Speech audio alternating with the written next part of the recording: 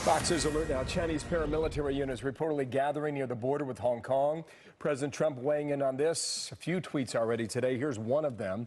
I have zero doubt that if President Xi wants to quickly and humanely solve the problem in Hong Kong, he can do it. Personal meeting, question mark.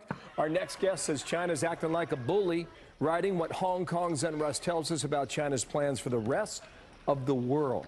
Lieutenant Colonel James Carafano, Vice President, Foreign Policy, Heritage Foundation. And, sir, welcome back to America's Good morning, James. Newsroom.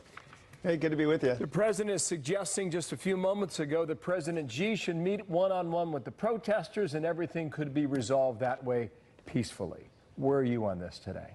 Well, you know, I think there's a subtle but really important message in there, which is the United States is basically saying, we're going to hold you accountable to reconcile this thing, and if you go over the top, if there's a military intervention, and if you violate people's human rights, that's going to be trouble for the relationships. I think the president's message was actually pretty clear to the way the Chinese will understand what he's getting at. What do the protests we're seeing tell us about mainland China?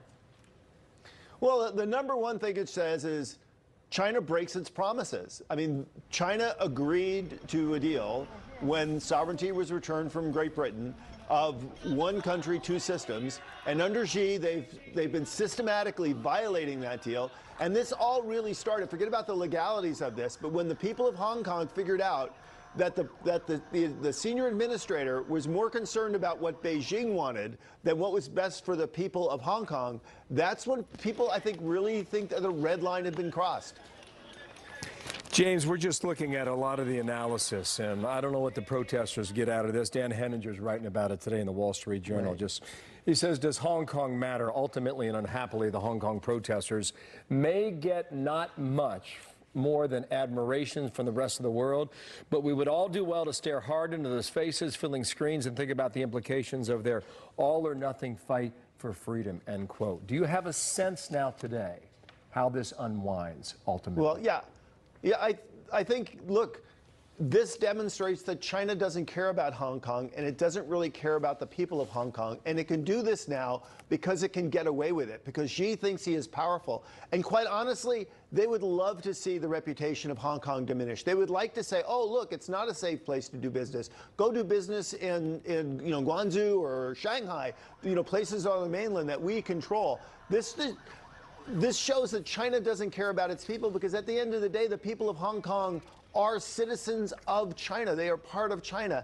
And this is the government basically saying, we don't care about your future. I think it's a message for the whole world. As China goes out with the Belt and Road, or here, buy some Huawei products, and on the back end they say, don't worry about us. We just want to do good in the world. We know that's a lie. This is the starkest statement we've had.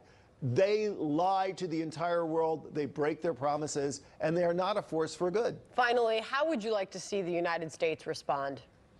Well, I think the U.S. has very limited capacity to influence what's actually going on in Hong Kong, other than to tell the officials that you will be held accountable if there are human rights violations, if there is a military crackdown.